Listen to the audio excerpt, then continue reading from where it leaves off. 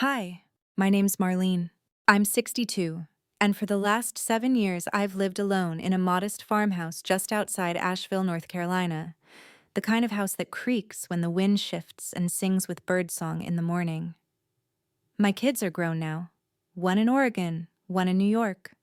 They call, they visit, but mostly it's just me. I used to think that was enough. The quiet, the routine. My tea at sunrise, a book before bed, a walk down the gravel road just to feel like the world hadn't left me behind. And maybe for a while I was truly content. Then last weekend, during a steady spring rain, someone knocked on my door. It was unexpected, not the mailman, not a neighbor, not someone selling magazines. It was Richard. He'd been one of my late husband's closest friends back in college. I hadn't seen him in nearly 15 years. We'd exchanged Christmas cards now and then. A few hope you're doing well texts. But we'd never crossed the line into anything real. So when he called the week before saying he'd be driving through the area and hoped we could catch up, I said yes without hesitation. I even offered to meet him at a cafe in town, but he surprised me. All the hotels nearby are booked, he said, sounding almost apologetic. Big wine festival this weekend, apparently. Any chance I could crash at your place? I hesitated, not because I didn't trust him, but because, well, it had been years since anyone but my kids had stayed over. Still, the guest room was spotless, and he was family in an old, quiet kind of way. So I said yes. When he showed up, the rain was coming down hard. I opened the door, and there he was, older, yes, grayer at the temples, beard, more salt than pepper, but the same steady smile. "Hey, Marlene," he said like no time had passed. He smelled faintly of rain and cedar, carried just one small bag. I let him in. We stood awkwardly in the entryway, shaking off our coats and the years between us. I made tea. He added a splash of bourbon to his, and we sat at my kitchen island just talking about everything and nothing. His retirement, my garden, the music we used to love when we were younger. It was the kind of conversation I didn't realize I'd missed, slow, meandering, gentle. At some point, he reached across the counter and tucked a loose strand of hair behind my ear. I froze for a moment, not because it felt wrong, but because it felt noticed. I didn't pull away, but I didn't speak either. We both pretended it hadn't happened. Around 11, I showed him to the guest room. Fresh linens, a little nightstand lamp. The same room my daughter used to stay in before she moved across the country. He thanked me with a smile that lingered a moment too long. I closed my bedroom door, hand still on the knob, and stood there. My heart wasn't racing. It was humming like something familiar had been stirred that I'd packed away long ago. Maybe that's why I woke up at midnight. The house was quiet except for the soft patter of rain on the windows. But something felt off. I reached for the glass of water on my nightstand and stopped. There were footsteps. Not hurried, not sneaky, just moving. I slipped out of bed and opened my door quietly. The hallway was dark, but a soft flickering light glowed under the guest room door. Candlelight. I padded barefoot toward it, my breath shallow. The floor creaked softly beneath me. When I pushed the door open, Richard was sitting at the edge of the bed, a candle burning beside him. He looked up, eyes catching mine. "I couldn't sleep," he said quietly. "Too many memories in this house." I stepped inside, and that's when everything began to shift. I stood there in the doorway, barefoot, robe wrapped around me like armor I wasn't sure I needed. The candle's flame danced between us, casting long shadows across the old quilt on the bed. Richard looked older in the light, but also softer. His voice had that low, steady calm I remembered from years ago. He wasn't trying to charm me. He wasn't trying anything. He was just there. "I didn't mean to wake you," he said, motioning gently to the chair beside the dresser. "I was just sitting thinking. What about I asked, though I wasn't sure why I needed to know." He looked down at his hands for a moment. "Tom," he said, "my husband. Gone 8 years now. This house, it still feels like him, even after all this time." I nodded. It does. I hadn't expected to say that out loud, but it was true. This house held echoes of Tom's laugh, his footsteps, the way he used to hum off-key while folding laundry. I had kept the same furniture, the same paint colors. As if I didn't want the house to forget him. As if I didn't want to forget either. I'm sorry if I crossed a line earlier, Richard said quietly, glancing up at me. With your hair. I stepped a little closer. You didn't. He looked at me then. Not the way people look when they're trying to figure you out. No, he looked like someone who already knew the important parts and was still asking permission to stay a little longer in the room with them. There was silence, but it wasn't uncomfortable. I moved toward the bed slowly and sat down beside him on the edge. The candle flickered gently as we sat side by side, not touching, not needing to. It's strange, I said softly, how silence can feel less lonely when someone else is in it with you. Richard let out a quiet breath, part sigh, part laugh. It's not strange, he said. Some silences are earned. I looked down at my hands resting in my lap, then at his. And before I could second guess it, I placed mine on top of his. His thumb brushed over the back of my hand, slow and steady. I didn't move away. Something shifted inside me then, not a rush of feelings, not fireworks. Just something opening. Like a door I hadn't realized was closed. We didn't speak much after that. Instead, we talked the way old friends do about things that didn't need to matter. He told me about his divorce, said it was quiet, uneventful. Said one day he and his wife just stopped finishing each other's sentences and no one noticed. I don't even think we were angry, he said.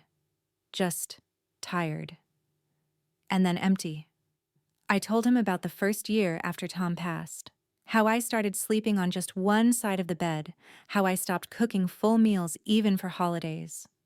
I told him about the fear I didn't want to name, the fear that the most alive years of my life might already be behind me. He didn't try to fix it. He didn't offer advice. He just listened. At some point, we leaned back together against the headboard, our shoulders gently touching. The candle between us burned lower. My head found its way to his shoulder. His cheek rested lightly on my hair. And in that quiet space, I didn't feel like a woman holding on to grief or a widow who'd forgotten how to be held. I just felt present, safe. Eventually, I stood. He did too. We walked to the hallway in silence, his hand brushing mine in a way that felt like both a question and a promise. Thank you, he said, voice low, for letting me in tonight. I knew he didn't just mean the house. I smiled, touched his hand lightly, and returned to my room. That night, for the first time in years, I didn't fall asleep to the sound of silence echoing off the walls. I fell asleep remembering the warmth of someone's hand over mine and how it made the whole house feel less empty.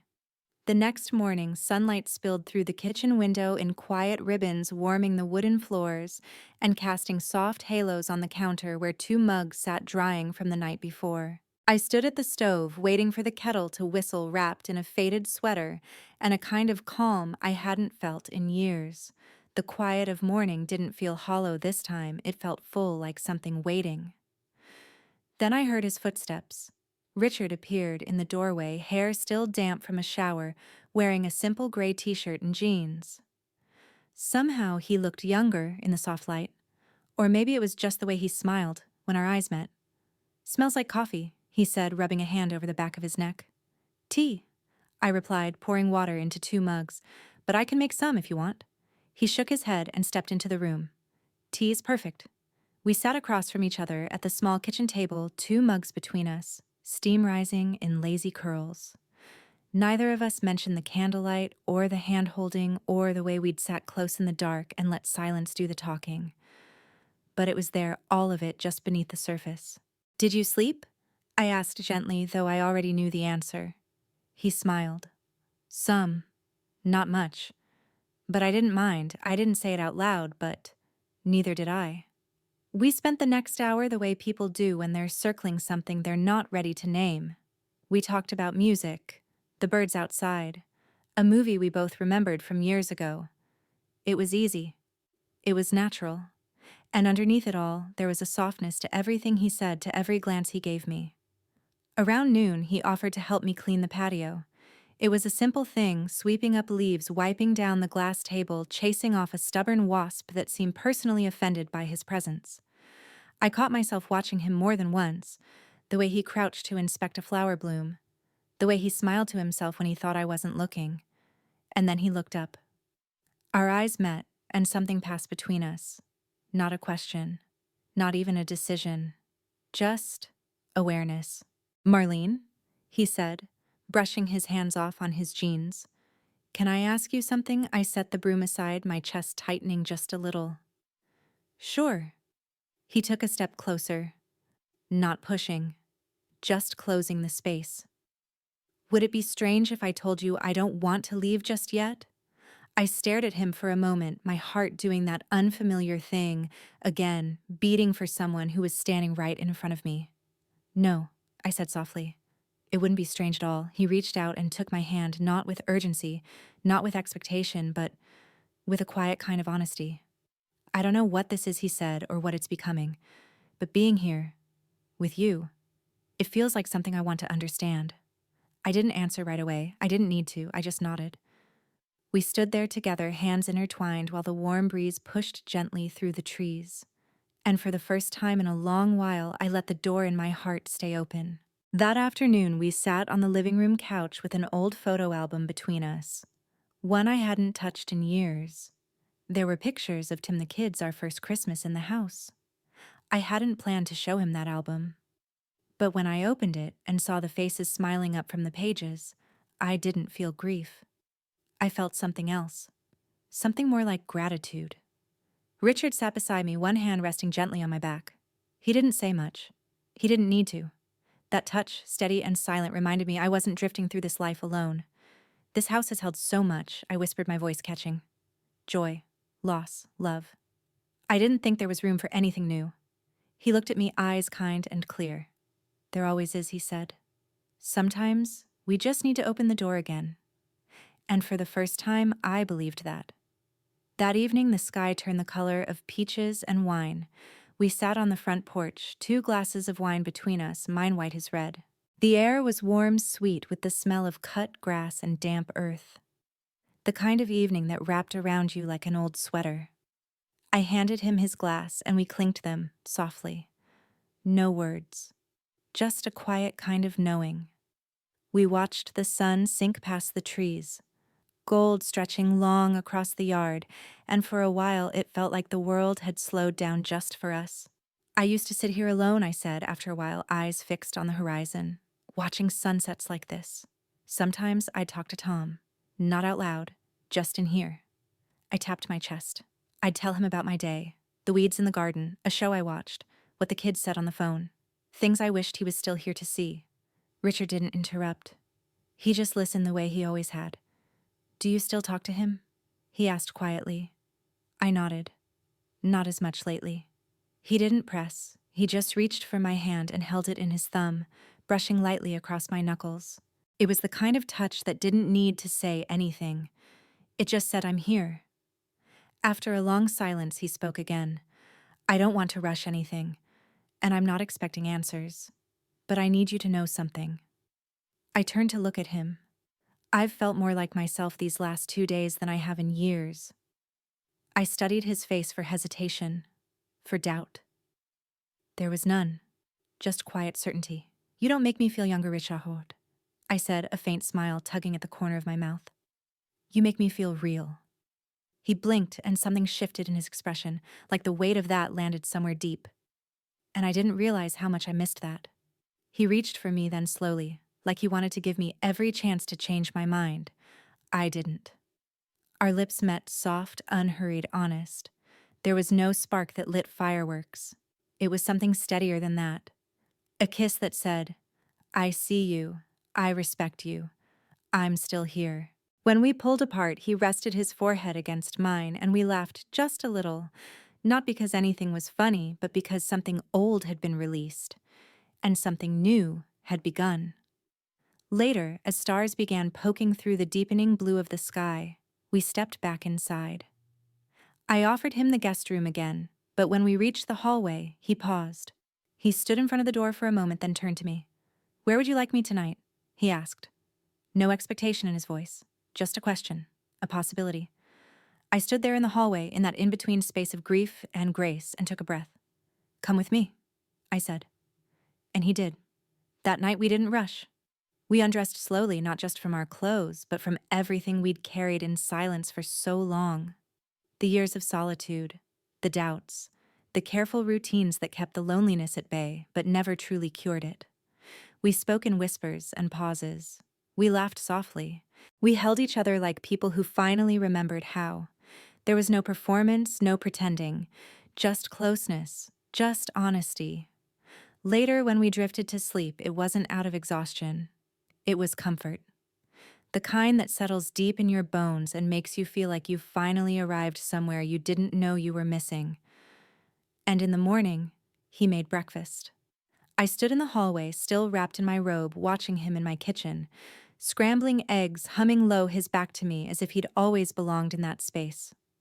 The sun had just broken through the clouds, warming the windows and casting soft reflections on the countertop. He looked over his shoulder and smiled when he saw me. "Hope you're hungry," he said, holding up a spatula like it was a magic wand. I laughed. I haven't had someone make me breakfast in, well, too long to remember. He nodded, setting 2 plates on the table. I forgot how good it feels to cook for someone again. We sat down together, eating simple food and sipping coffee like it was any ordinary Sunday. But everything had changed, and yet nothing had. That was the strange part. There was no awkwardness, no regret, just peace. After we finished eating, I stacked the plates in the sink and turned back to face him. He was standing near the window watching a pair of finches flit between the trees in the backyard. "I always thought I'd grow old quietly," I said, wiping my hands on a towel. "Tea, books, a well-kept garden, and that would be enough." He turned to me slowly. "And was it?" I hesitated. Not because I didn't know, but because the answer had changed. It was, until it wasn't. He stepped closer and took my hand. Not urgently. Just steady, respectful. "Marlene." He said, "I didn't expect this, any of this. I thought I was just stopping in for a night. A visit. A little catch-up." I nodded, fingers tightening slightly around his. But now he continued now. "I'm wondering if I've been waiting for something like this all along. I just didn't know it would look like you." There was no dramatic swell in the room. No sweeping gesture. Just the sound of 2 people standing still. And finally choosing to move forward. We spent the rest of the morning walking the garden, pointing out flowers, trimming overgrowth, laughing about how the weeds seemed to grow faster than anything else. At one point, he found an old wind chime tangled in ivy and gently freed it. When it swayed in the breeze again and let out its first soft note, I felt something stir inside me. A kind of permission to feel joy again, to let something new grow in a place that had only held memories for so long. And as we stood there in the late morning sun, his arm gently resting around my shoulder, I realized this didn't have to be a second chance. It could simply be the next chapter. Richard stayed 2 more days. We didn't label anything. We didn't make plans too far ahead, but we found a rhythm: morning coffee walks along the gravel road, long talks on the porch as the breeze carried the scent of honeysuckle through the screens. It wasn't about falling in love. Not exactly. It was about being seen, about being heard after so long of living in silence. On his last morning, we stood by the car, his overnight bag slung over his shoulder. The sky was that pale North Carolina blue, soft clouds drifting overhead like they had nowhere to be. "I'll call you when I get home," he said, brushing a speck of pollen from my sweater. I nodded. "You better." He leaned in and kissed me just once. Gentle. No promises. No pressure. Just truth.